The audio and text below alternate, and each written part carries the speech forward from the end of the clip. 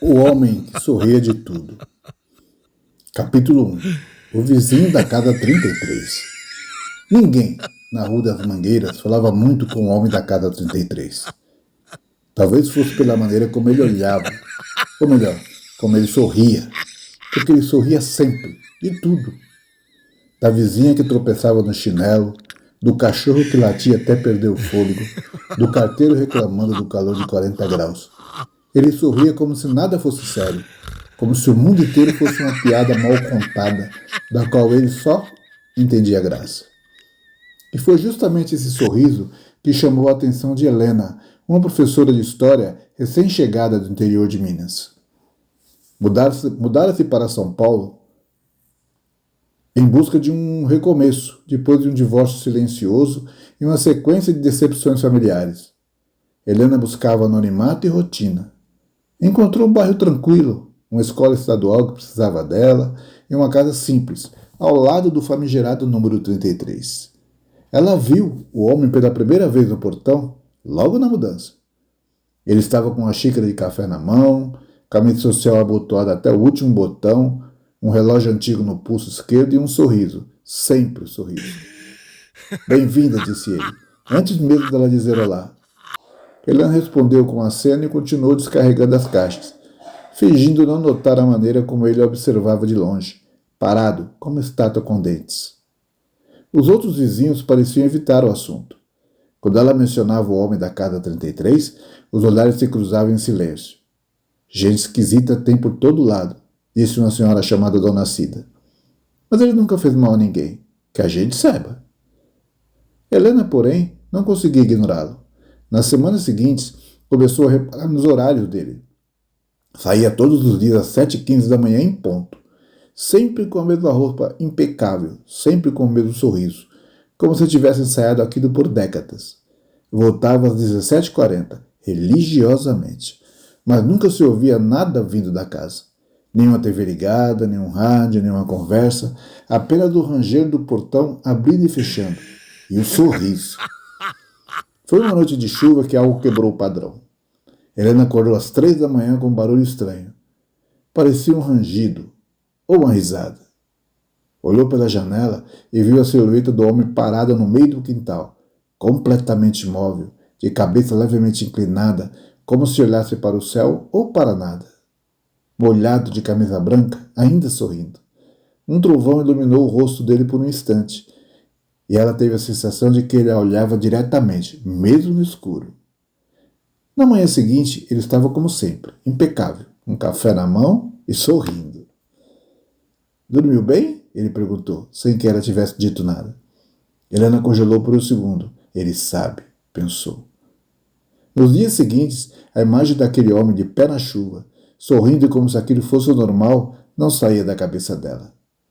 Então, em uma noite solitária, sentada com um copo de vinho barato na varanda, Helena escreveu em seu diário. Há sorrisos que significam alegria. São como as cortinas fechadas em uma casa abandonada. Esconde o que ninguém quer ver. Um sorriso constante demais pode não ser um sinal de leveza, mas uma armadura contra o colapso. Quem sorri o tempo todo talvez tenha esquecido como é chorar. Ou talvez chore por dentro, onde ninguém vê. Sabe as palavras, Helena? Com o tempo, ela começou a juntar as peças. O homem da casa 33 estava ali há muitos anos, talvez décadas. Alguns diziam que ele já morava ali quando o bairro ainda era mata. Outros juravam que ele substituiu o morador anterior, que desapareceu sem deixar vestígios. E então, houve o episódio da bicicleta. Uma criança do bairro, Gustavo, 10 anos, desapareceu por 2 horas depois de entrar na casa 33 para pegar uma bola que caíra no jardim. Quando voltou, não falava nada. Ficou dias em silêncio, desenhando apenas sorrisos em folhas de papel. Helena sentiu um aperto no estômago. Havia algo errado. Algo que ninguém parecia querer enfrentar. E talvez, só talvez, ela fosse a única a disposta a descobrir o que era.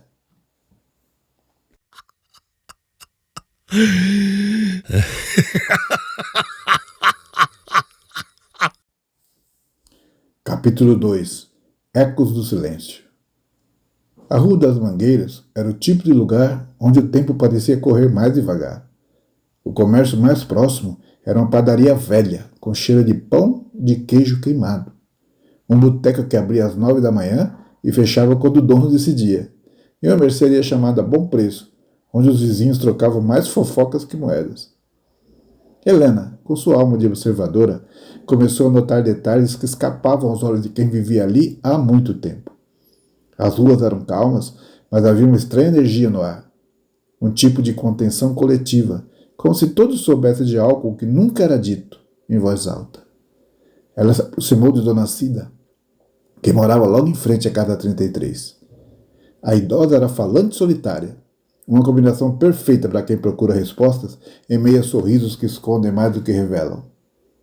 Ele é educado, mas tem alguma coisa errada ali, disse ela certa manhã, enquanto passava um pano no portão.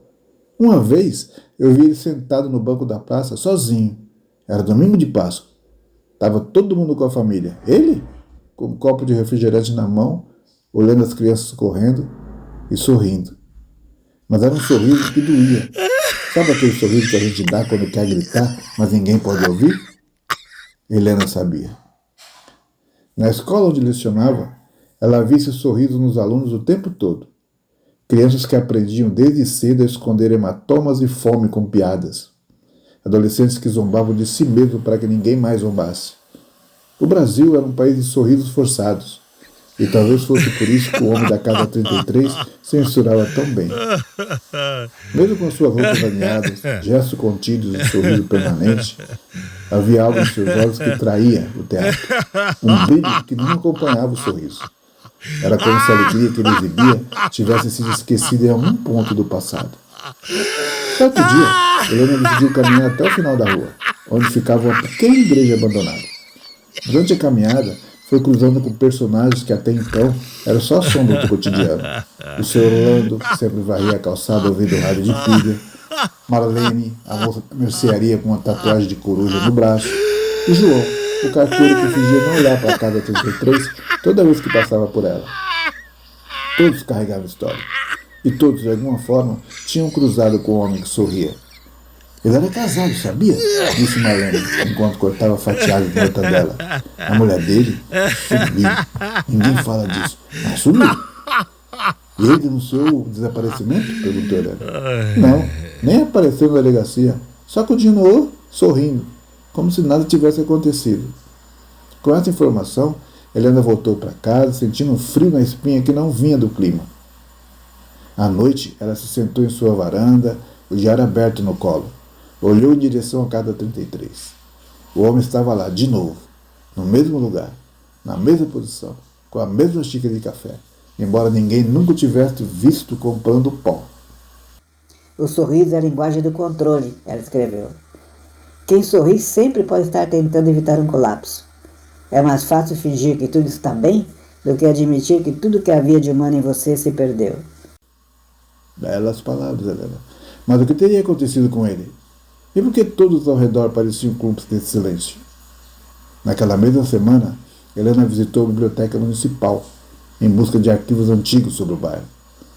Vasculhou jornais locais dos anos 90, matérias pequenas e esquecidas.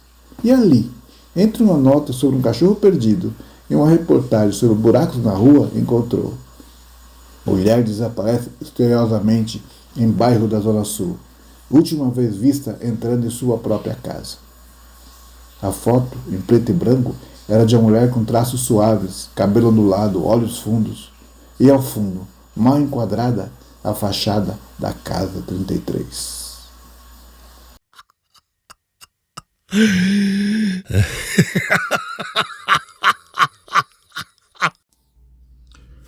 Capítulo 3. O som por trás do sorriso. As noites começaram a parecer mais longas depois da descoberta do recorte de jornal. Helena sonhava com a mulher da foto, sempre parada à porta da casa 33, com os olhos arregalados, tentando dizer algo, mas sem voz. Acordava com a sensação de que alguém observava da janela. Invariavelmente, lá estava ele, parado no portão tomando café, sorrindo. A relação entre ela e o homem da casa 33 começou a mudar. Ele passou a cumprimentá-la com mais frequência. Às vezes com um simples aceno, às vezes com perguntas casuais. Dia bonito, não acha? A escola está sendo gentil com você? O silêncio ajuda a pensar, não ajuda? Helena respondia com frases curtas. Ela estava dividida. Parte dela queria confrontá-lo. Outra parte temia descobrir o que havia por trás daquele sorriso. Foi numa sexta-feira à tarde que tudo começou a desandar. Ao chegar da escola, Helena viu algo incomum. O portão da casa 33 estava entreaberto. Um detalhe banal, mas para quem observa padrões, era como uma sirene. O homem jamais deixaria o portão aberto. Ele era metódico, repetitivo, quase robótico. Seu coração acelerou. Passou lentamente pela calçada, fingindo procurar as chaves na bolsa. Olhou para dentro do quintal. A grama estava cortada com perfeição. As plantas na jardineira estavam vivas, mas não havia mangueira. Quem as regava? Ela respirou fundo e seguiu para casa, tentando ignorar o impulso de entrar. Mas naquela noite, algo não a deixava dormir. Por volta das 2:30 da manhã, ela ouviu algo. Um som que não combinava com o homem que sorria. Era um choro. Baixo, engasgado, profundo. Helena levantou-se, foi até a janela e confirmou. Vinha da casa 33. Aos poucos, o som do choro foi se transformando em algo ainda mais perturbador. Risadas. Ruidosas, estranhas, como se alguém estivesse rindo sem controle, ou sem saber por quê. Foi quando ela percebeu. O homem estava encenando para si mesmo. Alternava entre soluços e gargalhadas como se testasse reações, como um ator preso num palco vazio. Na manhã seguinte, quando o encontrou no portão, ele estava mais sorridente do que nunca. Dormiu bem, vizinha? Ela hesitou. Então tomou coragem. Ontem eu ouvi um som vindo da sua casa. Ele manteve o sorriso. Não piscou, apenas respondeu. Às vezes a memória chora, mas o corpo aprendeu a sorrir. A resposta a atingiu como um soco no peito. Era filosófica, poética e profundamente inquietante. Ele sabia que ela sabia. Na manhã seguinte, Helena começou a investigar mais ativamente. Conseguiu falar com o antigo morador do bairro, seu Elias, que agora vivia em um asilo do outro lado da cidade.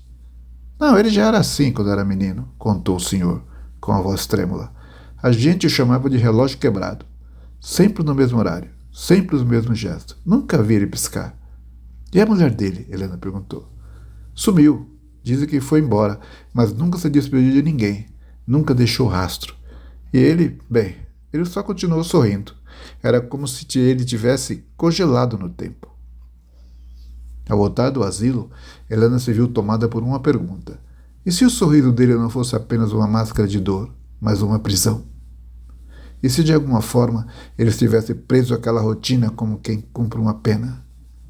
Certa noite, sem conseguir evitar, ela anotou em seu diário.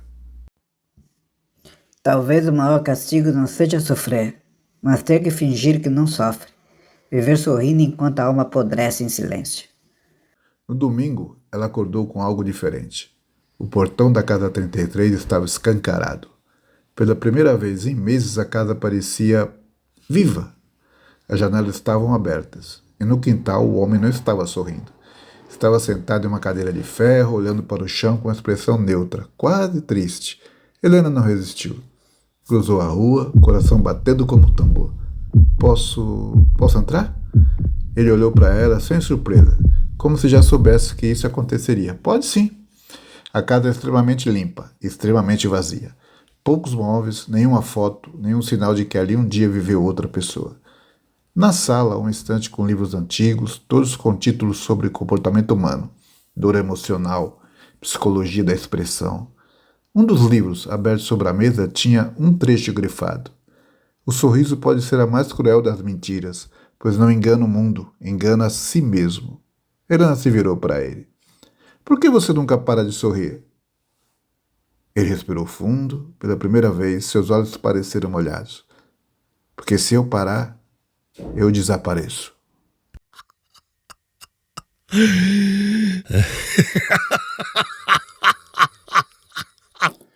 Capítulo 4. O enigma da mulher desaparecida. Aquela visita à casa 33 ficou com Helena por dias. A ausência do sorriso no rosto dele naquele domingo fora mais chocante do que qualquer gargalhada em meia-noite. Ele não era só um homem estranho. Era um homem aprisionado em sua própria fachada, como se a ausência do sorriso significasse desaparecer, dissolver-se na realidade como um fantasma esquecido. Enquanto isso, uma subtrama ganhava forma em sua mente. Quem era a mulher da foto? E por que todos a mencionavam como alguém que simplesmente sumiu? Determinada a saber mais, Helena procurou o registro do cartório local. Descobriu que o nome da mulher era Clarice Moraes, casada legalmente com Saulo de Almeida, o nome do homem da casa 33. A certidão de casamento constava, o registro de nascimento também, mas não havia divórcio, nem certidão de óbito, nem denúncia oficial de desaparecimento, apenas silêncio. Helena visitou a escola onde Clarice supostamente trabalhara como professora de literatura. Lá encontrou uma única pista, uma carta nunca enviada, encontrada entre papéis antigos no armário do almoxarifado, endereçada a uma amiga de infância. Eu sinto que ele me ama, mas não como se ama uma pessoa. É como se ele me quisesse perfeita e imutável, como uma ideia. Ele sorriu o tempo todo, mas, quando estou só com ele, é como se aquele sorriso fosse um espelho quebrado, refletindo dor e controle.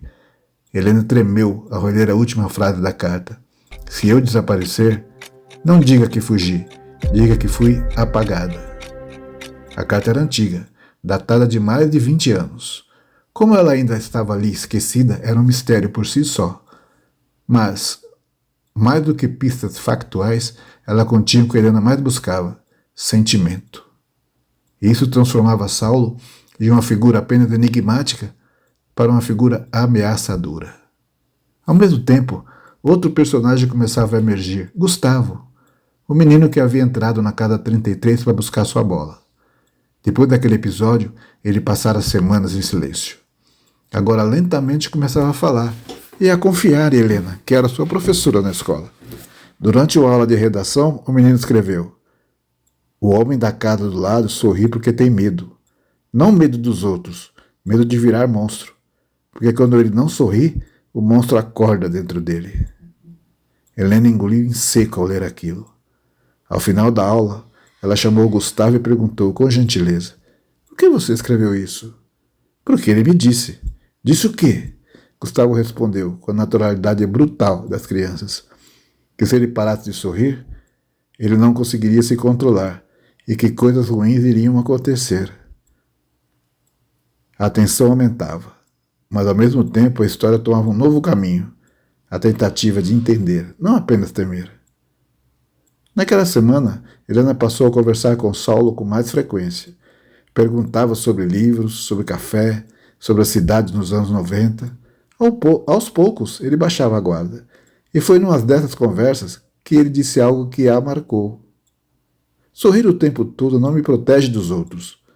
Me protege de mim mesmo. De que exatamente? Ele olhou para o horizonte por um momento e então sussurrou: Lhe lembrar o que fiz.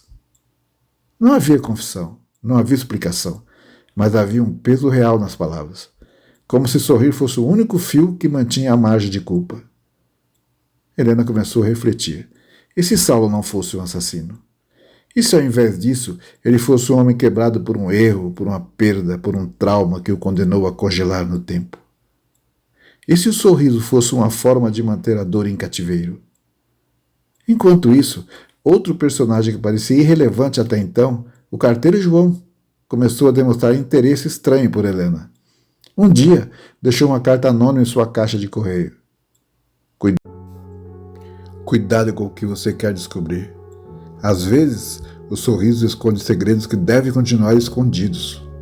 Ou você quer acabar com ela. A carta não tinha remetente, mas a mensagem era clara.